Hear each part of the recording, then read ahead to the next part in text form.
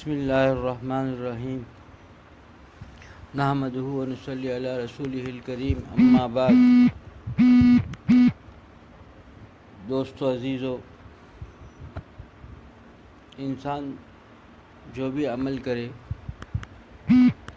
چاہے نماز ہو، روزہ ہو، جو بھی عبادت کرے، عمل کرے، اس کے دو ہیں، ایک ہے وجود عمل ہے، ایک ہے روح عمل ہے۔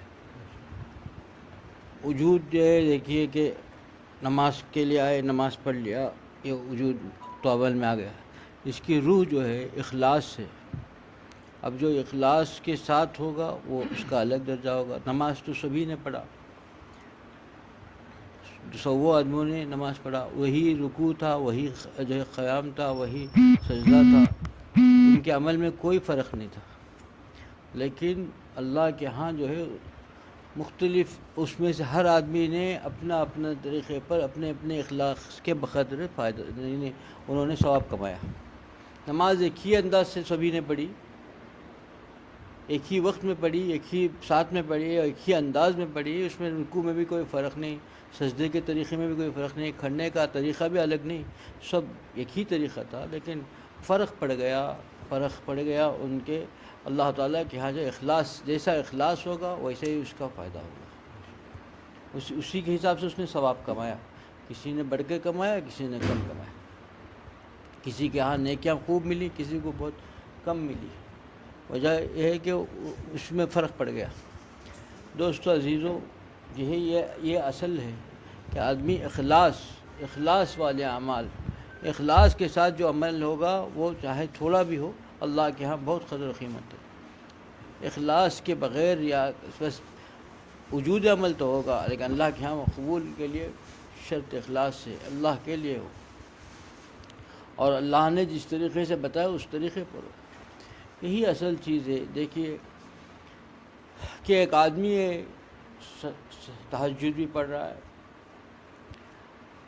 سب فرائض بھی ادا کر رہا ہے، صدقہ خیرات بھی کر رہا ہے، تلاوت قرآن پاک بھی کر رہا ہے، ذکر و اذکار بھی کر رہا ہے، ساتھ ہی ساتھ غصے کا مریض ہے، اور بہت زیادہ اس کو جو ہے غصہ آتا ہے، سب کو ڈانٹتا ڈپٹتا رہتا ہے، پھر وہ مقام نہیں پا سکتا، کیونکہ سب کچھ ہے لیکن وہاں جو چیز ہونی چاہیے، اور یہ چیزیں معنی بنتے ہیں، یہ جو چیزیں ہیں یہ اسی کے لیے خانقاہیں ہیں، اللہ والوں کے پاس جانا اسی کے لیے ہے کہ اپنے باطن کی اصلاح ہو۔ باطن کی جب تک اصلاح نہیں ہوگی یہ چیزیں اندر پلتی رہیں گی، مرنے تک نہیں جاتی۔ جب غصہ قابو ہو جائے اتنا آسان نہیں ہے۔ دیکھیے غصے کے وقت غصہ اور غضب میں ہو گیا کسی بات پر، اس وقت نفس کو قابو پر کر لے، اتنا آسان نہیں ہے، اس کے لیے بہت بڑا مجاہدہ ہوتا ہے، اور اسی پر اجر اللہ نے مرتب کیا ہے، کیونکہ جس کے خدا کے خاطر اس نے سب کچھ تھا، غصہ آ گیا تھا، غصے پر یہ کر سکتا تھا جو کرنا چاہتا ہے، سب کچھ تھا، لیکن خدا کے خاطر، اللہ کے خاطر اس نے غصے کو پی لیا، تو پھر اللہ کے ہاں وہ بڑا مقبول ہے۔ اللہ تعالیٰ اس کی وجہ سے اس کے دل میں امن و ایمان کا جو ہے نور بھر دیتے ہیں، ایسے ایک دولت بھر جاتے ہیں اس کے اندر، بہت بڑی دولت ہے۔ یہ اصل ہے انسان کے لیے۔ یہ دیکھیے، یہ جب چیز ہوتی ہے نا، اللہ کا خواہ مقبول بن جاتا تھا۔ اسی کو اللہ تعالیٰ نے فرمایا کہ بھئی سب سے پیارے نا بندے وہی ہیں جو اللہ کے ہاں غصے کو پی جاتے ہیں۔ پیارے لوگوں میں جو ہے کہ وہی لوگ جو اللہ غصہ آ جائے، غصہ آئے، غصہ یہ نہیں ہے کہ بھی غصہ ہی نہ آئے، غصے کا اختیار حضرت قاری صاحب رحمۃ اللہ علیہ رحمۃ اللہ علیہ فرماتے تھے، غصہ ہی نہ آئے تو گدھا ہے، مار ہے، غصہ آئے کتنا آئے، اس کو غصے کیسے جو ہے قابو کرے، یہ ضروری ہے۔ غصہ نہ آئے گا تو پھر کیا، پھر گدھا کہلائے گا۔ اسی پر بات نہیں کہ غصہ تو ہر انسان کو آئے گا، لیکن غصے پہ قابو کرے، غصے کو پی لے خدا کی خاطر۔ حضرت زین العابدین رحمۃ اللہ علیہ کے واقعات میں لکھا ہے کہ ایک مرتبہ وضو کر رہے تھے، باندی وضو کرا رہی تھی، اس کے ہاتھ سے وہ لوٹا چھوٹ کے گر گیا اور پورا پانی اوپر سے گر گیا، تو حضرت کے چہرے پر جو ہے یعنی سلوٹیں آ گئی، تھوڑی سی ناراضگی کا ظاہر ہوا۔ وہ چونکہ آج کل کی نہیں، اس وقت کی باندھی بھی جو ہے بڑے اللہ والی ہوتی تھی، اس نے فوراً آیت پڑھی کہ اللہ کے پیارے جو ہوتے ہیں وہ غصے کو پی لیتے ہیں۔ فوراً زین العابدین رحمۃ اللہ علیہ نے فرمایا کہ میں نے غصہ قابو کر لیا، پی لیا۔ پھر اس نے میں قابو نہیں، انہوں نے کہا کہ پھر آگے کیا، پھر آگے پڑھا اس نے آیت کہ صرف غصہ نہیں پیتے، آگے فرمایا کہ وہ معاف بھی کر دیتے ہیں. تو فوراً کہا کہ میں نے تجھے معاف بھی کر دیا. پھر آگے اتنی، کیونکہ یہی ہوتی نا اللہ والیاں ہوتی تھی اس وقت، معمولی نہیں. آج کل اتنا باندھی تھی، غلامی تھی، لیکن اس کے پاس آج کل کے آزاد لوگ بھی اتنا جو ہے قرآن پر اتنا یہ نہیں رکھتے، اتنا دینداری نہیں ہوتے. اس باندھی ہونے کے باوجود یہ مقام تھا. پھر آگے اس نے کہا کہ اللہ کے خاص بندے جو ہوتے ہیں احسان بھی فرما دیتے ہیں. فوراً کہا کہ میں نے تجھ کو آزاد کر دیا. یہ اصل چیز یہ ہوتی ہے کہ دیکھو، اصل میں یہ بتا رہا تھا کہ بھائی جو آئے غصہ آئے پی جانا چاہیے. یہ اللہ کے یہاں مقبول ہوتا ہے بندہ، اللہ تعالیٰ اس کو بہت پسند فرماتے ہیں.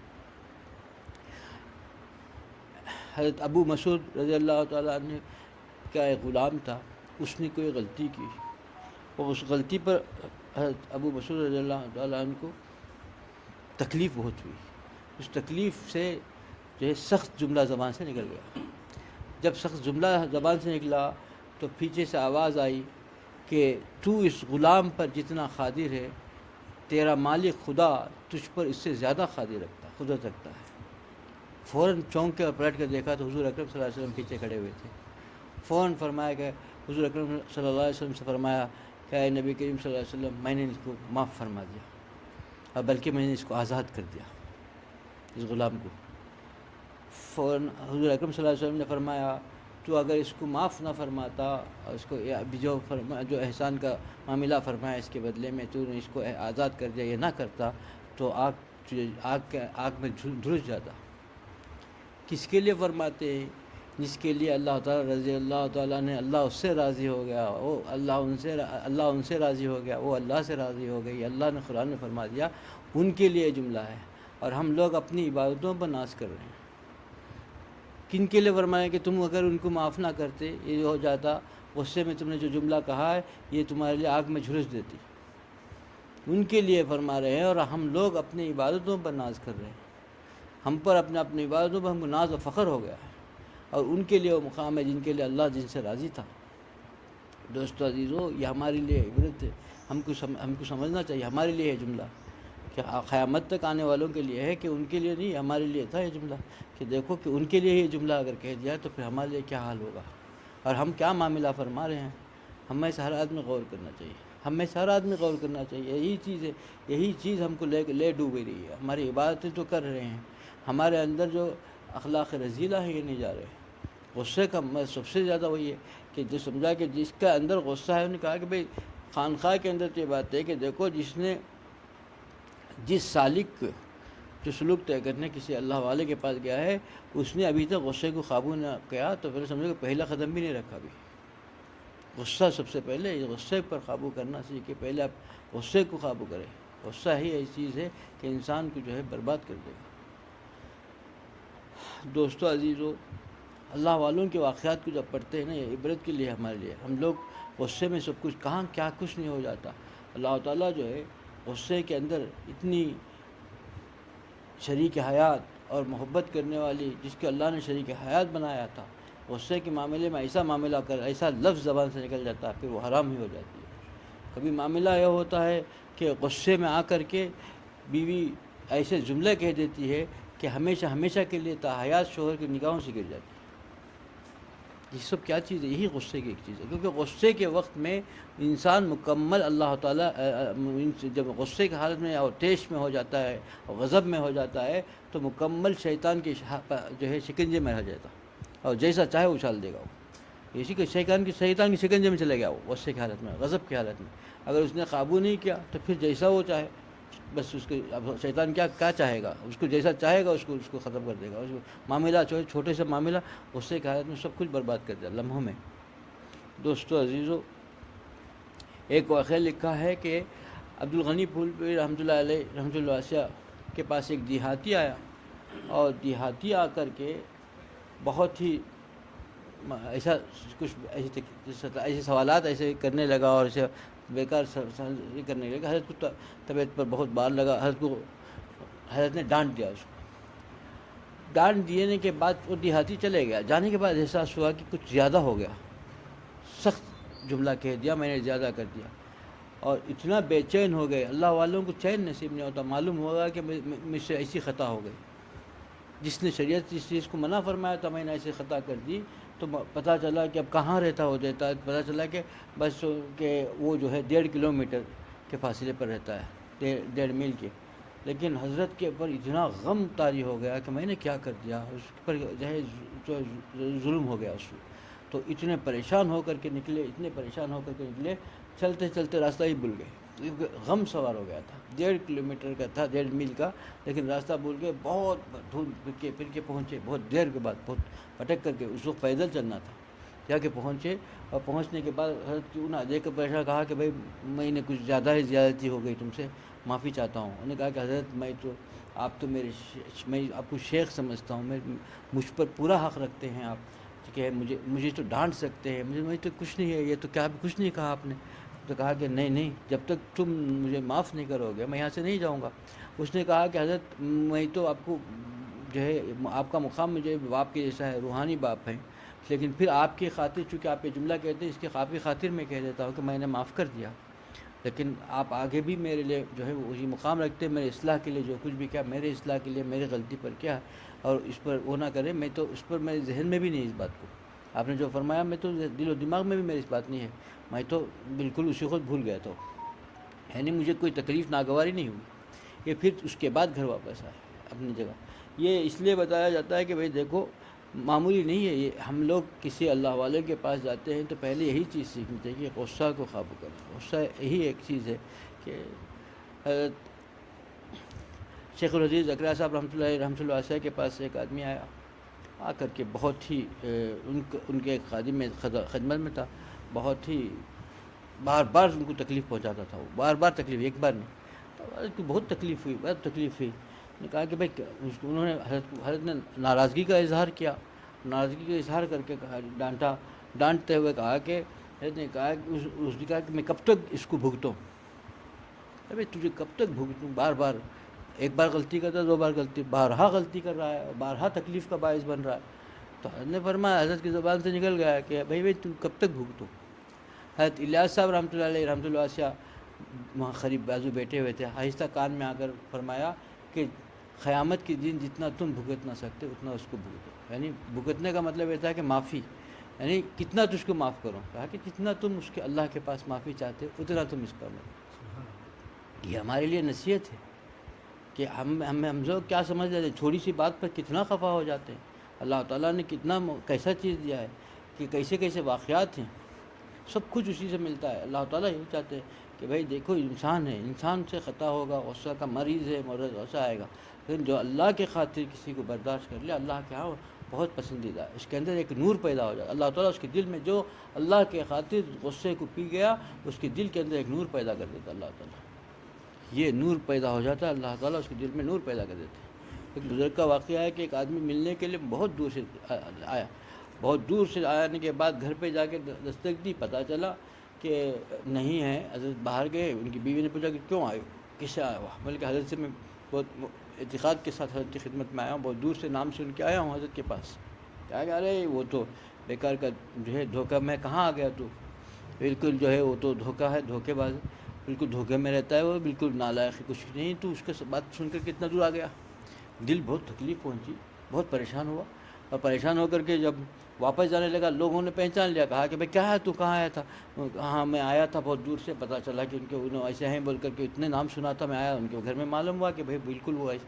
ان کی بیوی نے ایسا کہہ دیا، اس کو سوچی تم جا رہے ہو، ارے نادان تم جا کے وہاں دیکھو فلاں ابھی وقت حضرت آنے کا وقت ہو گیا، ابھی بستی کے باہر فلاں جگہ جا کے کھڑو، حضرت آئے رہے ہو گیا. اب جا کے کھڑے ہو گیا. اب وہ دیکھا تھوڑی دیر میں حضرت تشریف لا رہے ہیں، اور کہیں میں آ رہے ہیں شیر میں بیٹھ کے آ رہے ہیں، اور سامنے جو ہے زندہ اجدا جو ہے ساتھ میں ہاتھ میں ہے، رسی بن کے کوڑا بنا کے آ رہے ہیں. جیسے اس کو دیکھا حضرت کو معلوم ہو گیا. کہا کہ تم گھر ہو کے آ رہے ہو، تم گھر ہو کے آ رہے ہو، اور اس وقت میرے بارے میں سن کر کے تم کو تکلیف ہو گئی. یہ کہنا ہی تھا، اس کا زبان کھل گئی، اور دیکھا کہ سب کچھ حضرت کو معلوم ہو گیا، پہچان بھی لیا، حضرت کی حالت بھی دیکھ لی، تو ایک دم حافظہ ہوگا. کہا کہ کچھ جملہ کہنے سے پہلے حضرت آگے ہاتھ بڑھا کر کہا کہ کچھ نہ کہو، وہ میری محسنہ ہے، اللہ نے جو کچھ تم دیکھ رہے ہو یہ اسی کے وجہ سے مجھے اللہ نے دیا ہے. اس کو جو اس نے جو تکلیف پہنچاتی ہے، اس پر میں جو صبر کرتا ہوں، اس کی وجہ سے اللہ نے یہ سب کچھ دیکھیے جنگل کا جو ہے بادشاہ جو ہے اس کو سواری بنا دیا ہے. اور یہ جو اتنا زہریلا یہ ہے اس کو جو ہے کوڑا بنا کے ہاتھ میں دے دیا، زندہ ہے وہ بھی. ٹھیک ایسا یہ چیز یہی چیز ہے اللہ تعالیٰ یعنی ایسا کمال عطا فرما دیتے ہیں اور ایسا کرامت ان سے سرزد ہوتی ہے. ہاں کرامت میں ایک بات سمجھ میں آئے گی. آج لوگوں کے ذہن میں کرامت کا مطلب یہ ہے کہ آسمان میں اڑیں، پانی میں نماز پڑھیں. یہ کرامت نہیں ہے بھائی، یہ تو کسی کو بھی مل جاتا. آج تو یہ غیروں کے پاس بھی ہے، یہ شبدہ بازی بھی مل جاتا ہے، غیر بھی کر لیتے ہیں. بڑا اس سے بڑے کمالات تو نہیں ہے. ایک بزرگ کا واقعہ میں نے سنا کہ ایک باندی تھی اس زمانے کے، ابھی تذکرہ بھی تھوڑی دیر پہلے ہی بتایا تھا باندی کا تذکرہ زین العابدین رحمۃ اللہ علیہ کے واقعات میں. ایسا ہی ایک باندی کا واقعہ ہے کہ وہ حضرت کے ایک بڑے نیک اللہ والے کی خدمت میں رہتی تھی بہت دن سے. اس نے کہا کہ حضرت میں آپ کے پاس سے جانا چاہتی ہوں، میں رہنا نہیں چاہتی تمہارے پاس. کہا کہ کیوں؟ خدمت میں ہمیشہ رہتی تھی. کہا کہ میں تم کو ایک نیک اللہ والا سمجھ کے آئی تھی، لیکن دیکھا کہ آپ تو کوئی اللہ والے نظر ہی نہیں آتے، آپ کی کوئی کرامت دیکھی نہیں. میں اتنا بڑا عرصہ آپ کے پاس رہ چکی ہوں، رات دن دیکھی، میں کوئی کرامت آپ کی دیکھی ہی نہیں. حضرت نے فرمایا تو اتنے بڑے عرصے میرے ساتھ تھی تو ایک خیر جانا ہو تو چلے جا، کوئی مسئلہ نہیں، مجھے اس سے لے لے، لیکن یہ تو بتا کہ اتنا بڑا عرصہ تو نے میرے ساتھ تھی، 24 گھنٹے کی میری زندگی میں کوئی عمل میرا سنت کے خلاف تو نے دیکھا؟ کہا کہ حضرت نہیں، کوئی عمل میں سنت کے خلاف نہیں دیکھا. تو کہا اس سے بڑی کرامت کیا ہو سکتی ہے؟ تو جانا ہے تو جا سکتی ہے. یہ اصل ہے کرامت. تو یہ ہے کہ اللہ تعالیٰ اس کی زندگی جو ہے متبع سنت بنا دیتا ہے. یہی کرامت ہے. اس سے ایسے کام ہوتے ہیں جو ہے دیکھنے والا دنگ رہ جائے گا، بس بالکل سنت کے ایک دم عین مطابق ہوگا. یہ اللہ تعالیٰ جس بندے سے خوش ہوتے ہیں اسے ایسے کام سے دے دیتے ہیں. دوستو عزیزو، غصہ ایک ایسا مرض ہے، اس سے انسان تباہ و برباد ہو جاتا ہے. غصے کو قابو کر لیا وہ اللہ کا پیارا بن گیا. اللہ تعالیٰ اس کے دل کے اندر ایک نور پیدا کر دیتے ہیں. آج ہم میں سے عمل تو جو ہے یہ ہمارے نیکیوں کی فکر تو ہے، نیکیوں کی روح کی فکر نہیں ہے. وجود اعمال کی تو فکر ہے ہم کو کہ ہم نماز پڑھ لے، روزہ رکھ لے، زکوٰۃ دے دیا، لیکن وجود اعمال کی تو فکر ہے. روح اعمال جو اخلاص ہے اس کی فکر نہیں. اخلاص کے لیے اخلاق رذیلہ کا جانا ضروری ہے. اخلاق رذیلہ اندر ہو گئے تو پھر وہ اخلاص پیدا نہیں ہوگا. اللہ مجھے بھی اس پر عمل کی توفیق عطا فرمائے، آپ لوگوں کو اس پر عمل کی توفیق عطا فرمائے. وآخر دعوانا الحمدللہ رب العالمین.